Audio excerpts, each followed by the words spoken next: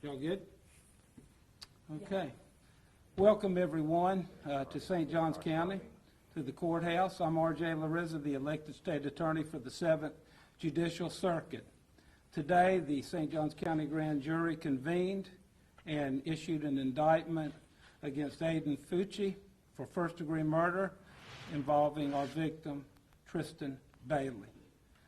Once the grand jury had done the indictment, we did a transfer order, which I believe some of the folks in the media had already gotten a hold of, transferring the case from juvenile court to adult court.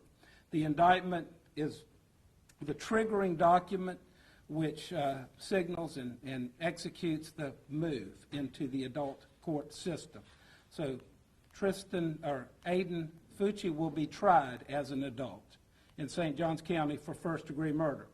Now, Aiden was initially charged with second-degree murder. The indictment is for first-degree premeditated murder. Now, some folks have asked us why, or wanted to know why we would charge premeditated murder, and also why we would choose to seek adult sanctions on Aiden, who is a 14-year-old boy. Well, we're going to talk about both of those together to give you an idea of why the decision was made to charge him as an adult, and why we believe first-degree premeditated murder is the appropriate charge. I think both of those intertwine and will explain why we did what we did.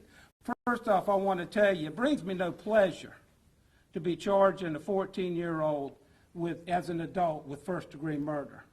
But I can tell you also that the executive team and I reviewed all the facts, all the circumstances, the applicable law, and it was not a difficult decision to make that he should be charged as an adult. It's a sad decision and a sad state of affairs, but it was clear to us after we looked at what happened that it was not only appropriate to charge the defendant as an adult, but it was really the only choice that we could make.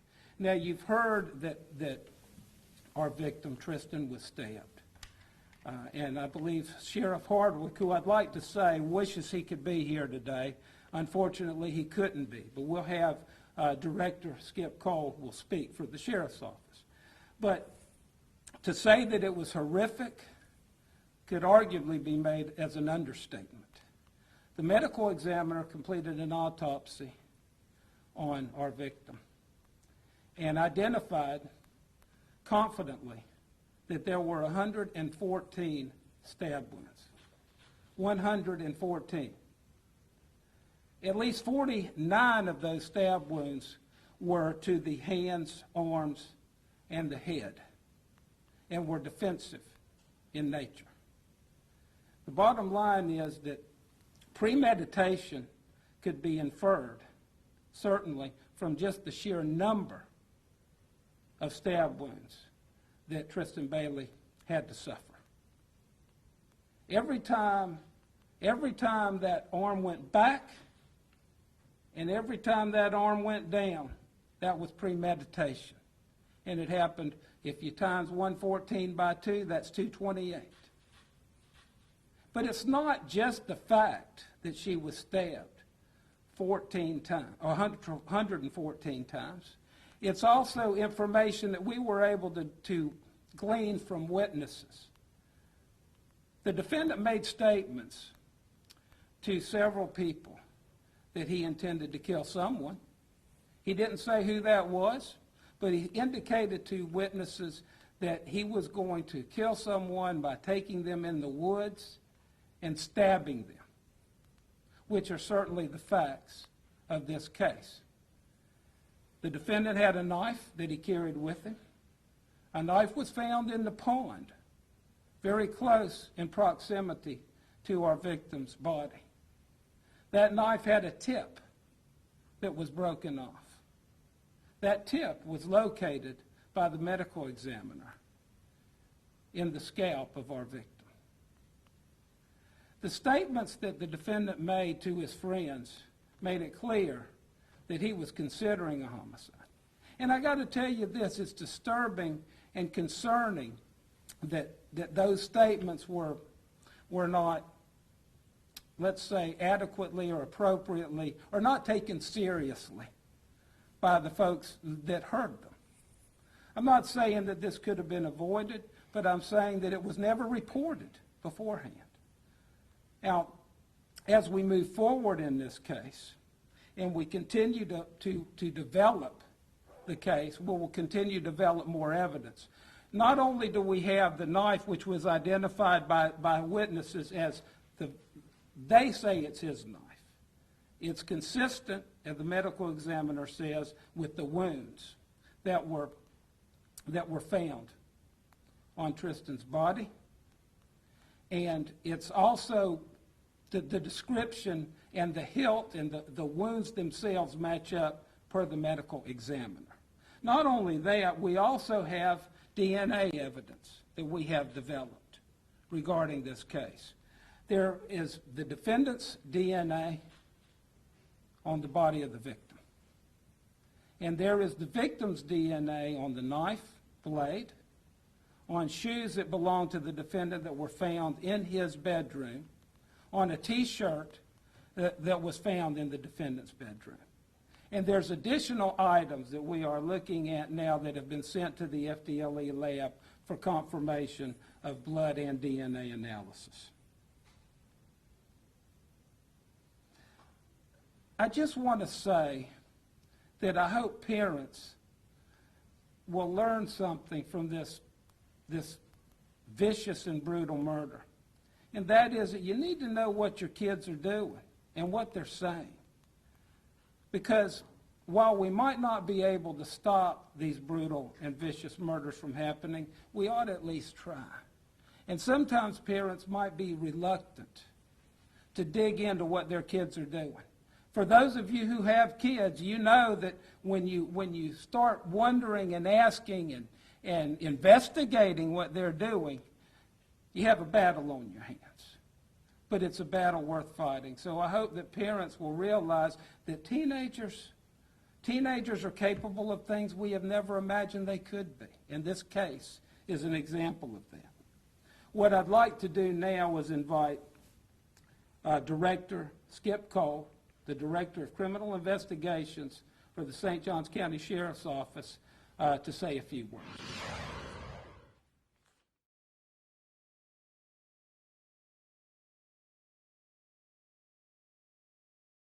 I'm the Director of the Criminal Investigations Division. I'm here today representing Sheriff Hardwick and all the men and women of the St. Johns County Sheriff's Office. To begin, we fully support the grand jury indictment, which we all know represents only the first step in this very long and difficult process. We remain confident in the strength and thoroughness of our investigation, and we will be fully prepared to present all the facts and evidence to a jury at the appropriate time. We'd also like to thank State Attorney R.J. Larizza and his team for their partnership during this case. From day one, our teams worked side by side, furthering the investigation and preparing this case for grand jury. Even though this case is now being transitioned to the State Attorney's Office, our detectives will continue to investigate all leads and evidence to the fullest. In conclusion, we extend our continued thoughts and prayers to the Bailey family. We want the Bailey family to know that they are not alone, and we will stand with them through this entire process until justice and accountability is served. Thank you. Now I'd like to invite up Matt Walsh, who was the Assistant Special Agent in charge of the Jacksonville region of Florida Department of Law Enforcement. Matt. Thank you, sir. Thank you. I'm FDLE Jacksonville Assistant Special Agent in charge, Matt Walsh. When a child goes missing or is in danger, time is critical. These are the most urgent cases in law enforcement, and we do everything we can to bring that child home safely.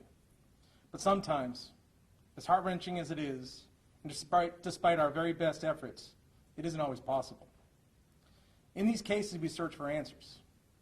Answers for the family and for the community. I'm so appreciative of our FDLE team and our law enforcement partners at St. John Sheriff's Office and here at the State Attorney's Office, Mr. Larizza's office. who dedicate themselves to this case and other cases around this community. Our forensic section had a very big role in this case. They worked tirelessly around the clock, overnight, to develop the DNA evidence Ms. Lirza has spoken about.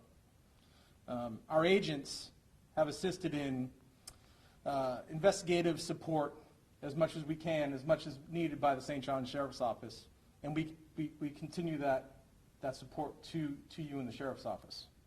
Our Missing Endangered Persons Information Clearinghouse, MEPIC, moved quickly to both issue a missing child alert for Tristyn and has been invaluable in providing analytical assistance in this investigation.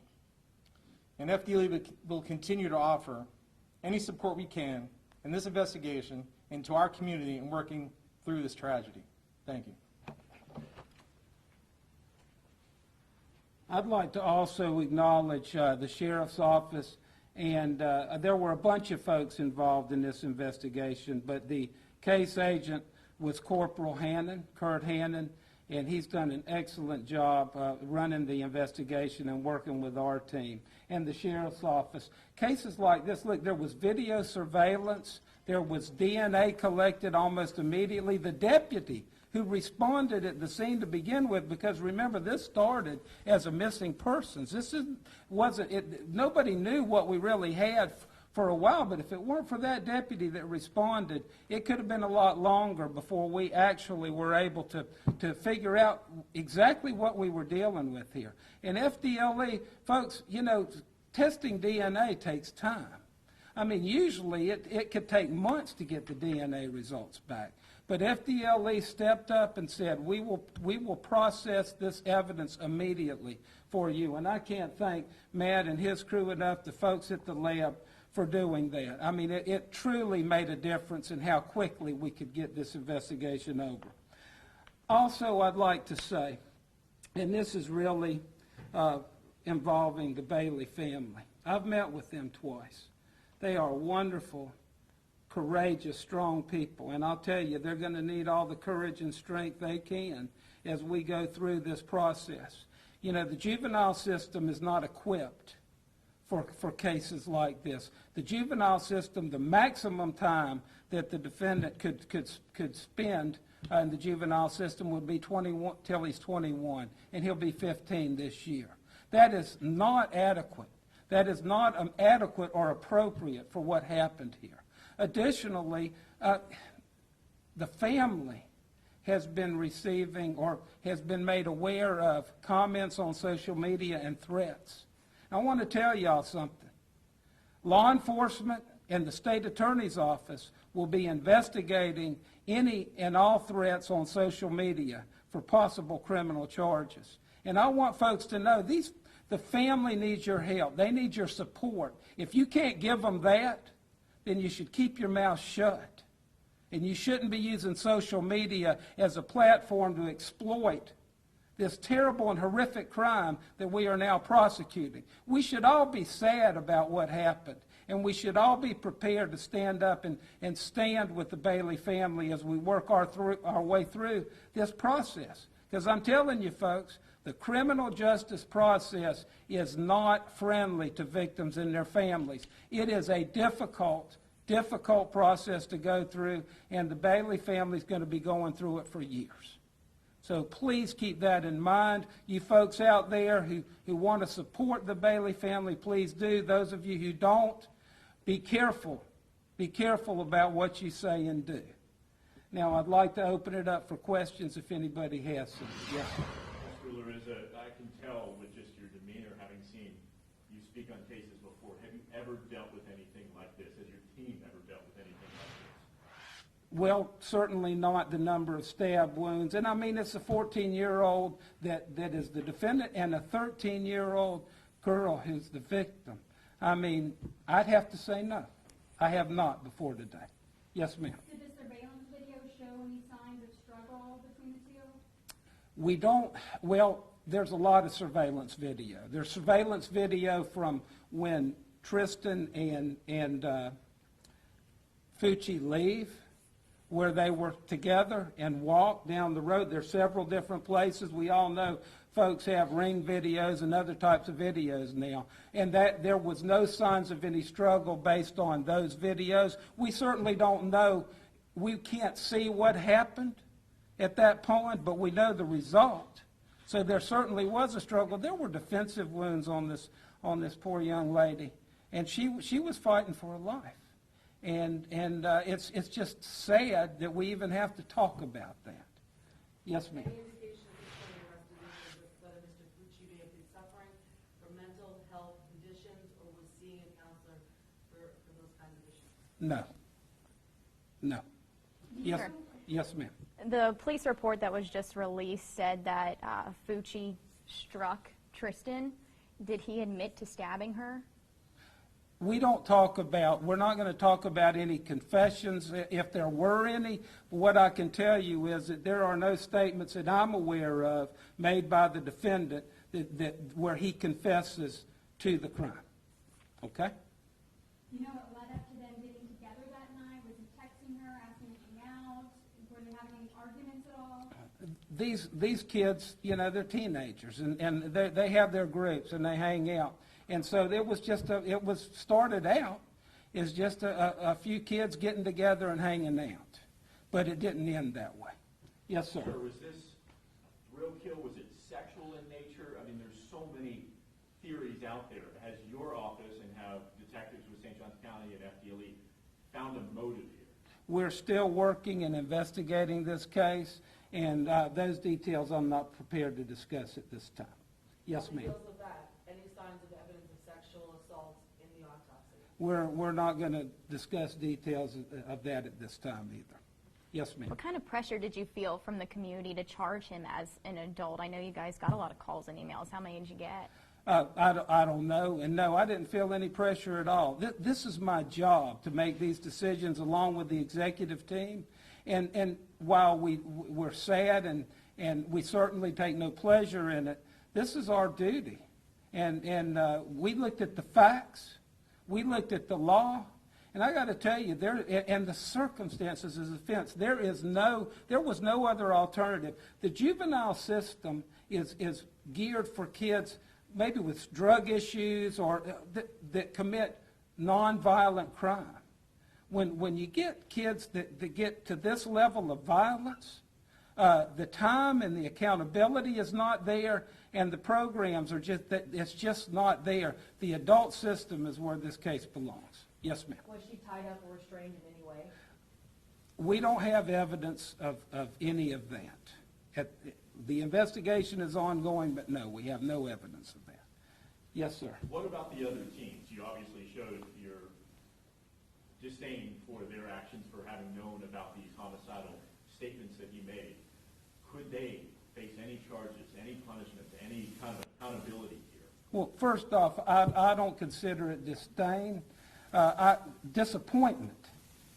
Disappointment that they didn't talk to somebody. But of course, they're teenagers, and that may be something that you could understand. I mean, I was a teenager once. I can still remember parts of that.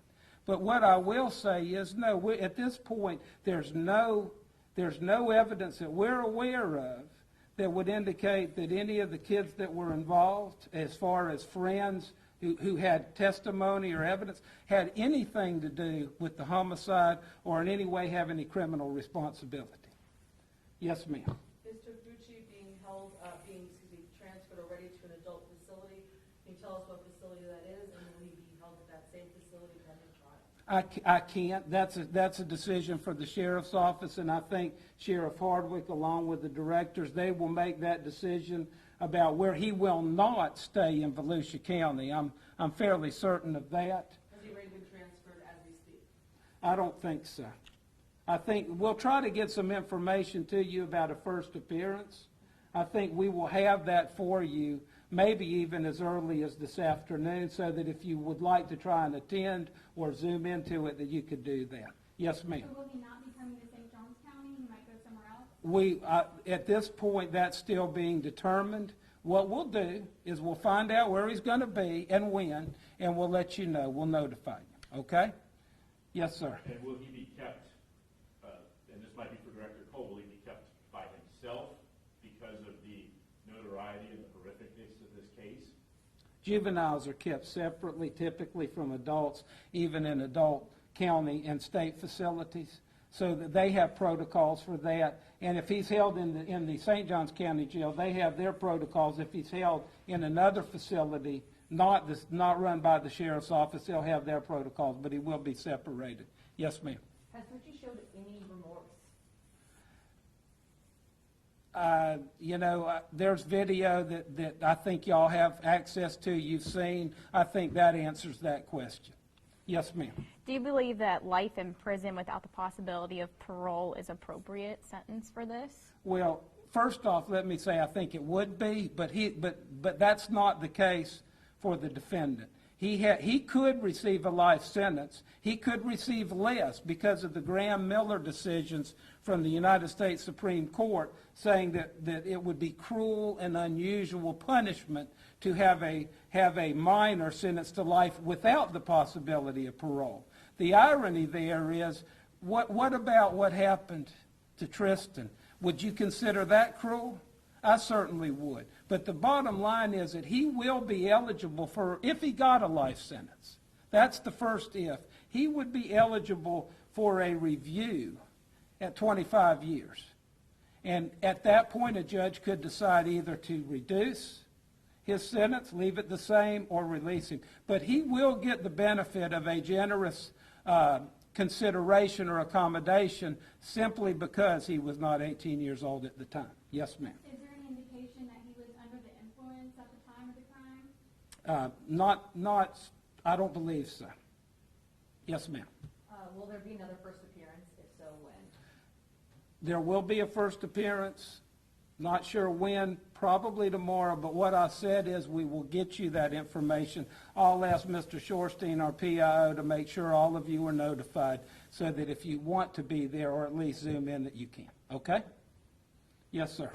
Mr. Larissa, if this case were to go to trial, could it be tried here, in your opinion, here in St. Johns County? Well, I don't know. We'll just have to wait and see. The attempt is always made to try it in the jurisdiction where the crime occurred. And the judge makes the ultimate determination about whether or not to transfer venue. The defense may ask for a change of venue, but typically, in my experience, the judge will attempt to do it in the jurisdiction where it occurred first. And if that doesn't work, then pick another jurisdiction. Yes, ma'am. Yeah. You said that these were kids hanging out. Do you have any indication that they were linked romantically in some way, either before that night or as of that night? We're continuing the investigation, not prepared to really talk about that today. Yes, ma'am. Do you know if Tristyn was his target? We heard a rumor that he was trying to lure other girls into the woods that night. Do we know if she was specifically who he intended that night?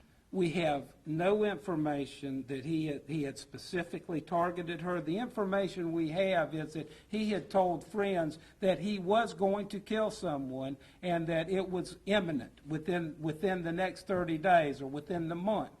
And he talked about that to some of his friends several times. But there was never a specific individual identified. And at this point in time, the sad reality is this could have been simply a case of the wrong place at the wrong time. So did he Yes, ma'am. try and bring other girls out that night? We have no information in that regard. No, ma'am. Yes, sir. Does he have a criminal history? We can't see his juvenile records. We- Can you tell us about his past? Well, juvenile records are confidential, but no, he didn't. What about at school? Did he have any misbehaviors at school, getting in fights with kids at school? I'm not prepared to discuss that at this time. Jessica? The weapon that was found, was it like a pocket knife that he would carry around on a regular basis? It was your typical folding buck knife. Buck knife. Buck knife, yes, ma'am. Buck knife.